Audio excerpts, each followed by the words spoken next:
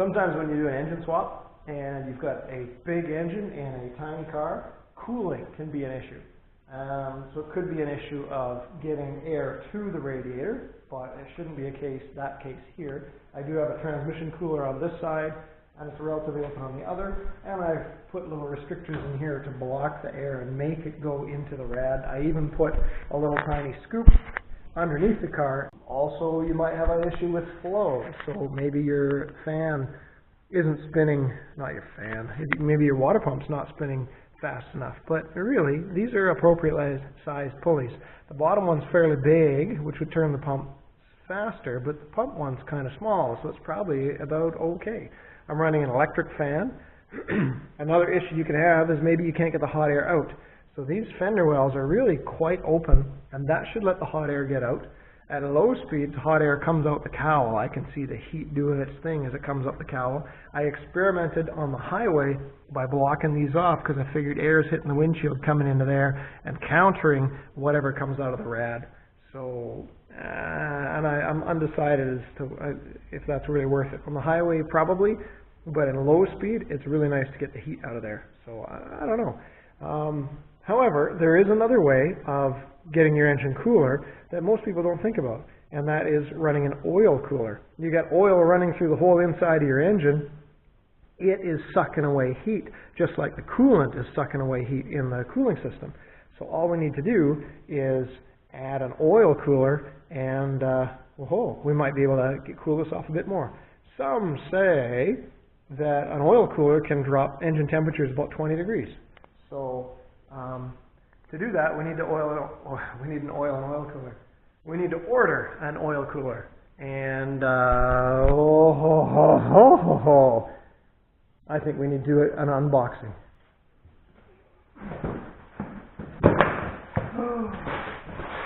This video is brought to you by James.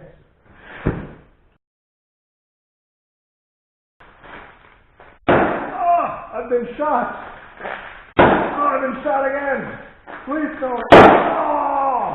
I've been shot. Oh, yeah, we'll take that. Gotcha. Enough of that. Alrighty. So there's different kinds of oil coolers you can get. There's tube and fin and plate and fin, I think. I can't remember the terms. This one is the more expensive, but the more efficient method of doing oil cooling. It comes with all the stuff that you need. It either did not come with 2 hose clamps or I lost them because I ended up with 4, but I could not find all 6. This particular one screws on to where your oil filter used to go. It comes with a whack of different threaded adapters. You plug in the one that matches your motor with some curious O-rings. It's all sandwiched together. It miraculously doesn't leak or shouldn't leak. Tighten her all down as tight as you can like a filter, and then put the hose barbs on the end. I like to use thread sealer, not Teflon, because I'm never convinced that Teflon coming loose and going through your oil system is really a good idea. So there's the hoses. I don't like the hoses. They fit over the barbs really easily, but they're too loose and they don't clamp really well. I've chased quite a few oil leaks, and I ended up going to 2 narrower hose clamps with the screws offset 180 from each other. I don't know if I'm supposed to tighten that thing in with a wrench. I did. That way it doesn't come out with the filter when I'm changing the filter. The other part is you got to figure out where you're going to put the oil filter so it's easy to get to and easy to service. I made the adapter out of, I think, 3/16 plate. Make sure it works, Sharpie where the holes are going to go, and then start center punching and drilling and making it happen.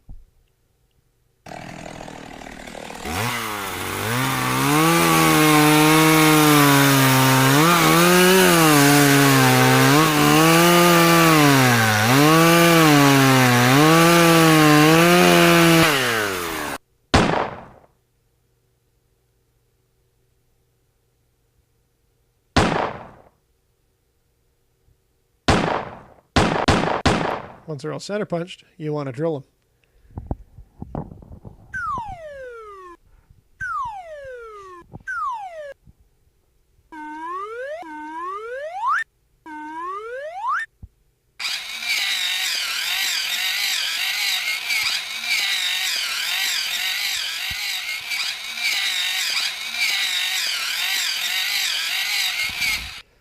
Now, it's a good idea to mark the holes, but I usually just focus on one, drill it,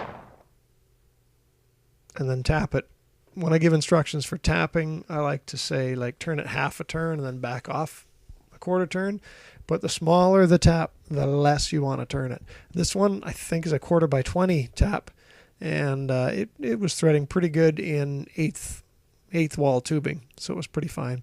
I snug it down just fine and dandy with a bolt, and then drill the other 2 holes. The chance of marking and drilling 3 holes and having them magically all line up is almost impossible. So I do one, tighten her down, and then I use the holes on the plate as a guide for the holes in the frame. Then tap them, then I got to drill the other 2 holes in the plate, 1/4 inch, or probably one size bigger than 1/4 inch, so the bolts fit nicely inside it. Also, it seemed like an awful lot of steel, so I'm probably going to trim it up a bit, make it look a little more purposeful, I guess. Should use tapping oil. Usually a good tapping oil like Sulflo or something has got a high sulfur content, but honestly, if you're using some oil, it'll thread just fine. Try to keep the tap straight up and down. And this is just drilling the other 2 holes 1/4 inch. The milling machine I enjoy using hole saws with because I can run it at a really, really, really slow speed. My drill press doesn't go slow enough, and I have a Makita wrist breaker hand drill that also has 1 speed.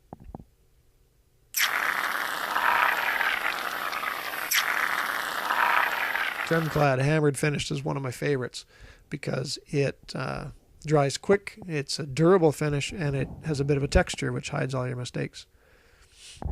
So attach all the brackets with all the fasteners. The top 3 holes for the adapter itself are threaded, so I just have to run bolts. I don't need nuts or another wrench in there helping it along.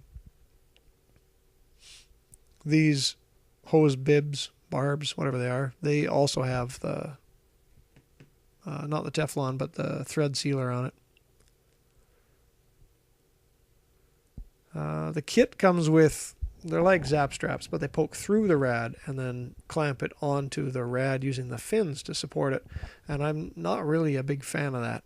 They're kind of not usually reusable, so if you ever have to take the rad out, you got to disconnect a whole bunch more. I'd rather just be able to pull the rad and leave all the coolers in there.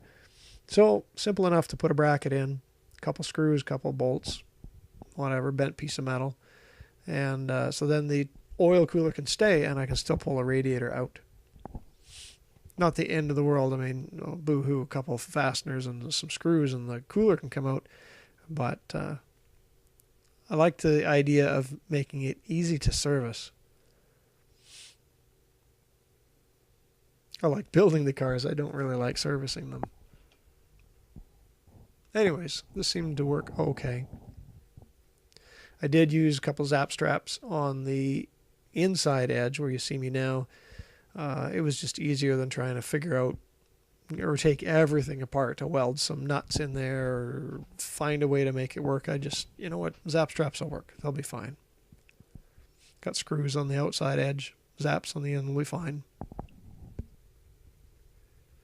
Here I am just drilling some holes with a step drill. It's easy to shape and carve into some kind of unique oblong hole for the hose.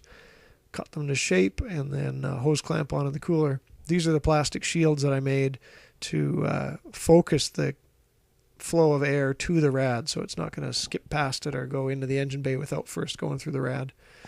I made, you can sort of see it in the bottom part of the picture there. Oh, not now. Kind of the sort of a spoiler thing I have to help focus the air up and into the radiator. Then you're just connecting the rest, tuck it all into place, zap strap out of the way, try not to melt them on the headers, try not to get them caught in the steering. The joy and the fun that's that. It's a little hard to see in here. Too bad.